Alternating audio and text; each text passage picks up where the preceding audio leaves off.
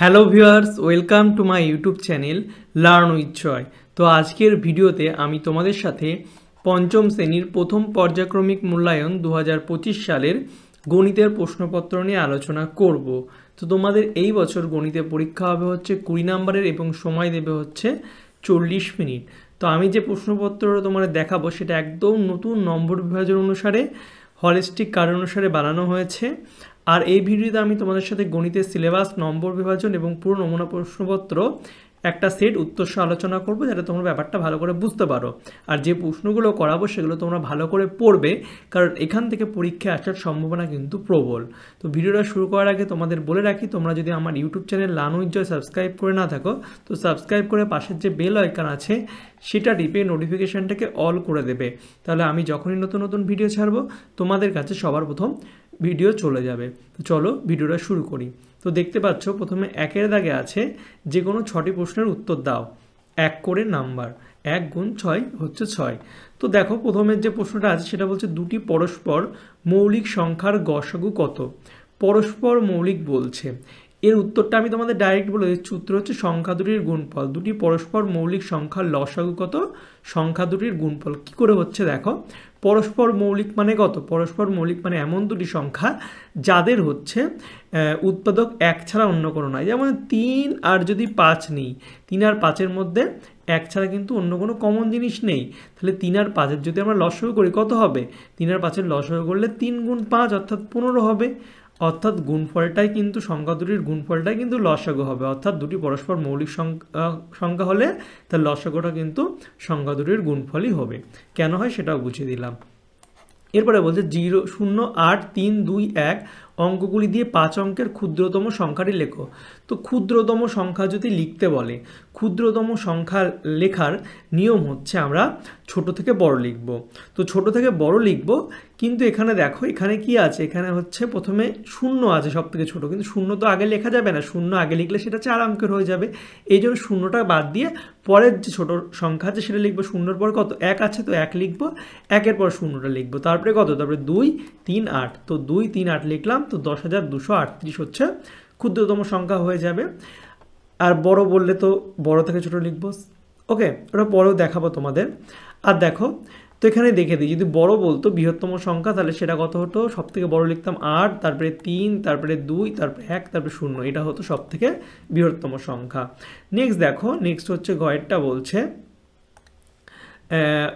9, 8, 5, 3 সংখ্যায় 5-এর স্থানীয় মান কত? তো দেখো 5-এর স্থানীয় মান, 5-এর স্থানীয় মান যদি যে কোনো সংখ্যার যদি স্থানীয় মান লিখতে বলে, তো আমরা সেই সংখ্যাটা লিখে তারপরে যে কটা ঘর থাকবে 0 বসিয়ে দেবো। দেখো 5, তো 5-এর পর একটা ঘর আছে অর্থাৎ একটা 0, অর্থাৎ 50 কিন্তু স্থানীয় মান হয়ে যাবে। ওকে, এরপরে দেখো, এরপরে বলছে 420 মিনিটে কত ঘন্টা? তো মিনিট থেকে আমাদের ঘন্টায় যেতে হবে। আমরা জানি যে 1 ঘন্টা সমান সমান 60 মিনিট, অর্থাৎ মিনিট থেকে যদি ঘন্টায় যেতে হয় তাহলে আমরা সংখ্যাটিকে 60 দিয়ে ভাগ করব। এটা তোমরা মনে রাখবে, কারণ 1 ঘন্টা সমান সমান 60 মিনিট, অর্থাৎ 720 মিনিট মানে কত? সেটাকে যদি আমরা 60 দিয়ে ভাগ করি হয়ে যাবে। তো ভাগ করে দেখি কত হয়। তো 6, 7টা 42, অর্থাৎ 420 হচ্ছে, মিলে যাচ্ছে, অর্থাৎ বিয়োগ করলে কিছুই থাকছে না, অর্থাৎ কী হয়ে যাবে? 7 ঘন্টা হয়ে যাবে।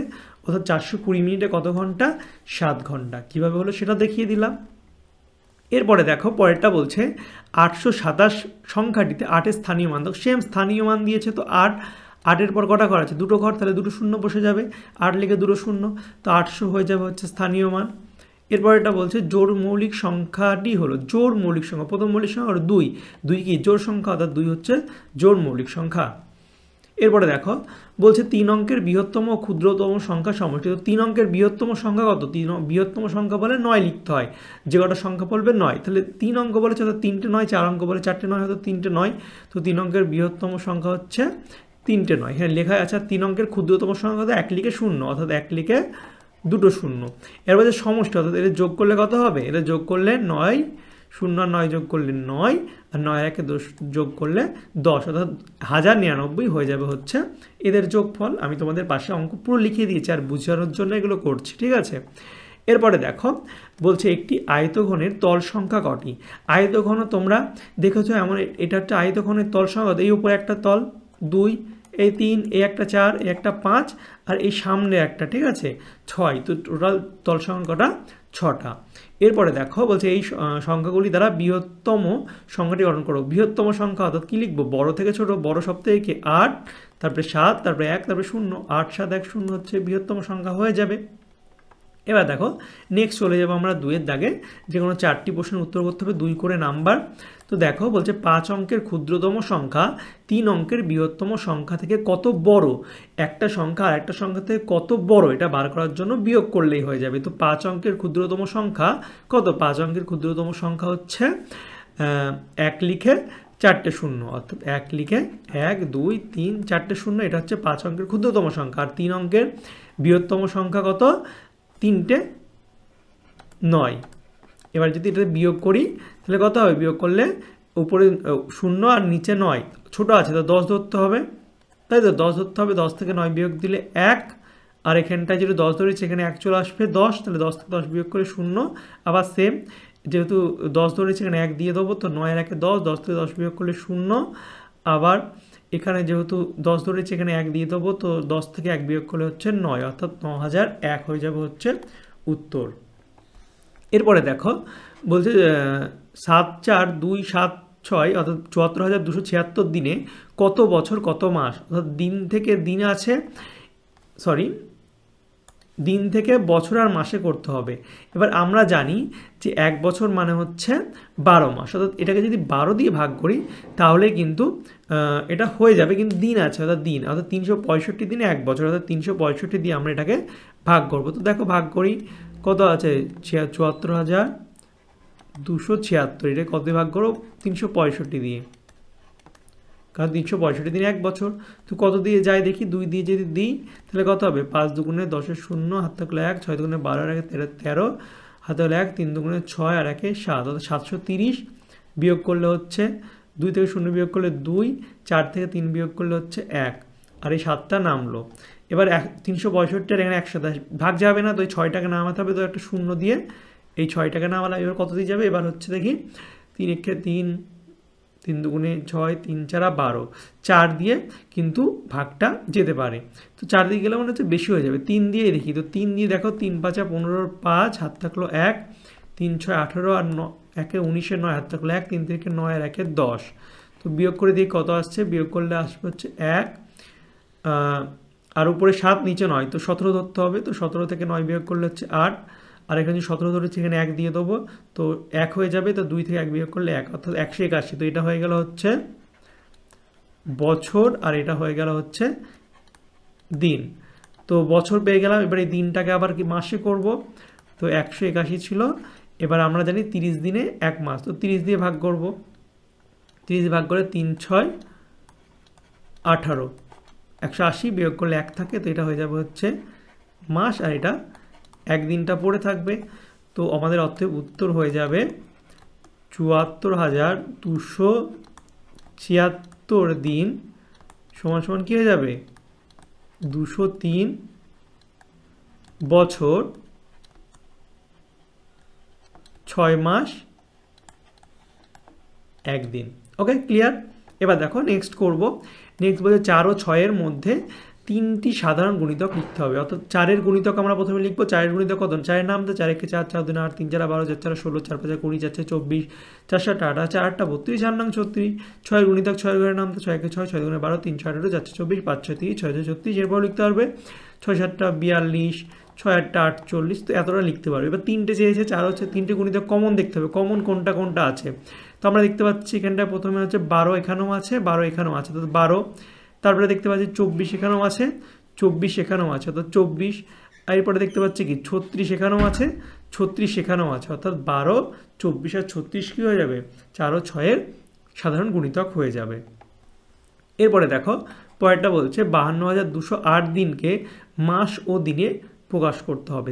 দিন থেকে মাস, অর্থাৎ দিন থেকে মাস প্রকাশ করতে গেলে আমরা জানি যে কি জানি, যে দেখো উত্তরটা হয়ে গেছে, এবার আমি তোমাদের বুঝিয়ে দিচ্ছি যে 52,208 এই দিন থেকে মাসে গেলে আমরা জানি 1 মাসে 30 দিন, অর্থাৎ 30 দিয়ে ভাগ করতে হবে। 30 দিয়ে ভাগ করলে প্রথমে 30 একে 30 যাবে, বিয়োগ করলে কত হয় 2, আর এখানে 5 থেকে 3 বিয়োগ করলে 2, 2টা নামলো। এবার কত দিয়ে যাবে 318, 3 7 দিয়ে গেলে 3 7টা 21, অর্থাৎ 210, বিয়োগ করলে 2 আর 2 থেকে 1 বিয়োগ করলে 1, আর 8টা নামলো। 3 6 3 3 9 3 4 12, 120, বিয়োগ করলে 8, অর্থাৎ এটা হয়ে যাবে হচ্ছে মাস, আর এটা পড়ে থাকবে হচ্ছে দিন। অর্থাৎ আমরা উত্তরটা লিখে তোমরা নিচে লিখবে, উত্তর হচ্ছে 52,208 দিন সমান সমান কি 174 মাস 8 দিন হয়ে গেল। এবার দেখো নেক্সট বলছে দুটি সংখ্যার আমাদের কি দিয়েছে, দুটি সংখ্যার আমাদের গসাগু ও লসাগু দিয়েছে। একটি সংখ্যা 15 হলে অপর সংখ্যাটি কত, খুবই একটা ইম্পর্টেন্ট অঙ্ক। তো দেখো দুটি সংখ্যার গসাগু 5 লিখলাম, লসাগু 60 লিখলাম, একটি সংখ্যা 15 লিখলাম। এবার আমরা জানি সংখ্যা দুটির গুণফল, অর্থাৎ সংখ্যা দুটির গুণফল মানে প্রথম সংখ্যা দ্বিতীয় সংখ্যা গুণ করলে আমরা কি পাই, গসাগু ইন্টু লসাগু। এটা হচ্ছে সূত্র, তোমার মনে রাখবে। সংখ্যা দুটির গুণফল সমান সমান সংখ্যা দুটির গুণফল মানে প্রথম সংখ্যা দ্বিতীয় সংখ্যা মানে কি লসাগু ইন্টু গসাগু। অর্থাৎ এখান থেকে পেয়ে যাব দ্বিতীয় সংখ্যা বা অপর সংখ্যা, একই ব্যাপার। অপর সংখ্যা সমান সমান কি গসাগু ইন্টু লসাগু বাই প্রথম সংখ্যা। তো এই সূত্রটা তোমার মনে রাখবা। এখানে যে মানটা বসিয়ে দিই, গসাগু কত ছিল, গসাগু ছিল 5, লসাগু হচ্ছে 60, আর অপর সংখ্যা বা প্রথম সংখ্যা হচ্ছে 15। এবার কাটাকাটি করলে 4 15 60, তো 4 5 20, তো অপর সংখ্যা কত হয়ে যাবে, অপর সংখ্যাটা হয়ে যাবে হচ্ছে 20। এবার দেখো নেক্সট 3-এর দাগেরগুলো করবো, যে কোনো দুটো করতে হবে, 3 করে নাম্বার। তো প্রথমেরটা বলছে একটি শরৎ রচনাবলীর মূল্য 425 টাকা।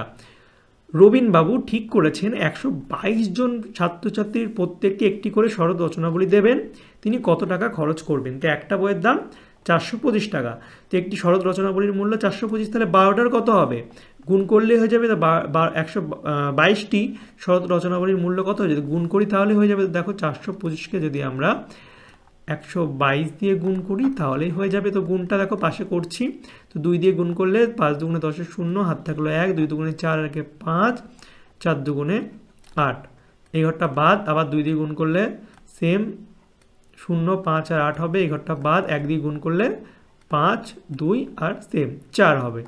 এবার যদি যোগ করি তাহলে এটা 0, 5, 5 আর 5 10, আর 8 হচ্ছে 18, 8 হাত থাকলো 1, 8 আর 2 10, 11, 1 হাত থাকলো 1, 4 আর 1 5, 53,580 টাকা হয়ে যাবে। এরপরে দেখো কয়টা বলছে অমলবাবুর বছরে আয় 72,250 টাকা, মাসিক খরচ হচ্ছে 4,235 টাকা, তার সঞ্চয় কত। তো আয় করছে এত, বছরে আয় করছে কত 72,250 টাকা, অমলবাবু বছরে আয় করছে। এবার মাসে খরচ করছে 4,235 টাকা, বছরে কত খরচ করছে, তাহলে অমলবাবু বছরে খরচ যদি এক বছরে 12 মাস, এক মাসে খরচা করছে 4,235, 12 দিয়ে গুণ করলেই হয়ে যাবে। তো 4,235কে 12 দিয়ে গুণ করতে হয়, 12 দিয়ে গুণ করলে কত হয় 2 0 0, 3 দুগুণে 6, 2 দুগুণে 4 আর 4 দুগুণে 8, এই ঘরটা বাদ। 1 দিয়ে গুণ করলে সেম থাকবে, ঠিক আছে। এবার যোগ করলে 0, 6, 4 আর 3 7, 8 আর 2 10, 0 হাত থাকলো 1, 4 আর 1 5, তো 50,000। এটা মনে হচ্ছে ভুল কিছু হয়েছে, দেখো 4,235কে 12 দিয়ে গুণ করছি, তাহলে 0, 3 দুগুণে 6, 2 দুগুণে 4, 4 দুগুণে 8, আর 0 3 2 4, তো 6, 4 আর 3 7, 10 0 4 5, তো এখানেই ভুল হয়েছে, এটা 7 হবে, ঠিক আছে, 760 হবে। যাই হোক, এবার হচ্ছে 50,760 থেকে যদি এটা বিয়োগ করে দিই, অর্থাৎ সঞ্চয় মানে কি আয় থেকে খরচটা বাদ দেবো। তো আয় করেছিল কত, আয় করেছিল হচ্ছে 72,250। এবার এখান থেকে যদি আমরা খরচটা বাদ দিয়ে দিই কত 50,760 টাকা, তাহলেই সঞ্চয়টা বার হয়ে যাবে। তো বিয়োগ করি 0, 15 ধরতে হবে, 15 থেকে 6 বিয়োগ করলে 9, এখানে 1 দিয়ে দিলাম 8, তাহলে 8 আর 4 12, 1 দিয়ে দিলে 2 থেকে 1 বিয়োগ করলে 1, আর 7 থেকে 5 বিয়োগ করলে 2, 21,490 টাকা। তো এগুলো তোমরা একটু কারেক্ট করে নেবে, ঠিক আছে, এগুলো একটু কারেক্ট করে নেবে। ব্যাপারটা বুঝতে পেরেছো? অমলবাবু বছর আয় ছিল এইটা, মাসে খরচা করছে 4,235 টাকা, তো বছরে কত খরচা হচ্ছে 12 দিয়ে গুণ করলে পেয়ে যাব, এটা পেলাম। আর সঞ্চয় কত হবে, সঞ্চয় মানে যেটা আয় করছে, আয় থেকে যদি খরচটা বিয়োগ দিই তাহলে পেয়ে যাব। ওকে, এবার দেখো পরেরটা বলছে 3টি ঘন্টা একসঙ্গে বাজার পর যথাক্রমে 15 সেকেন্ড, 20 সেকেন্ড ও 25 সেকেন্ড অন্তর বাজে।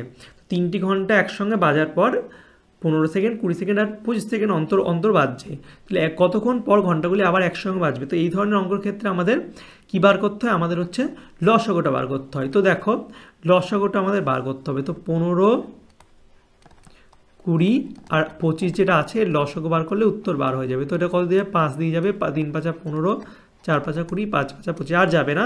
তো লসাগু সমান সমান কত হবে, 5 গুণ 3 গুণ 4 গুণ 5। তো এটা গুণ করলে হয় 5 5 25 আর 12, তো 25 আর 12 গুণ করলে হচ্ছে 300, 300 সেকেন্ড। এবার সেকেন্ডকে যদি 60 দিয়ে ভাগ করে মিনিট হয়ে যাবে, তো 360 দিয়ে ভাগ করে 5 মিনিট, তো 5 মিনিট অন্তর অন্তর কিন্তু বাজবে। তো এই অঙ্কের ক্ষেত্রে আমাদের লসাগু বার করতে হবে, এটা মনে রাখবে। আর লসাগু তোমরা বার করতে জানো।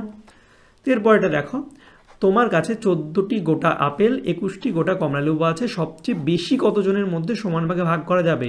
যদি বলে সবচেয়ে বেশি যদি বলে তাহলে কিন্তু আমাদের গসাগু বার করতে হবে। তো দেখো গসাগু বার করবো 14 আর 21-এর করে 7 দিয়ে যাবে, 7 দুগুণে 14, 3 7 21, তো 7 হচ্ছে গসাগু হয়ে যাবে, গসাগু সমান 7, অর্থাৎ 7 জনের সবথেকে বেশি কিন্তু 7 জনের মধ্যে ভাগ করা যাবে।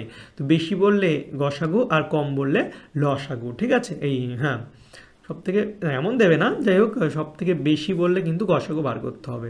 আর আগেরটাও দেখালাম, যদি অঙ্কটা এই যেটা আগেরটা ছিল যে ঘন্টাগুলো আবার কখন একসঙ্গে বাজবে, এক্ষেত্রে লসাগু বার করতে হবে, ঠিক আছে।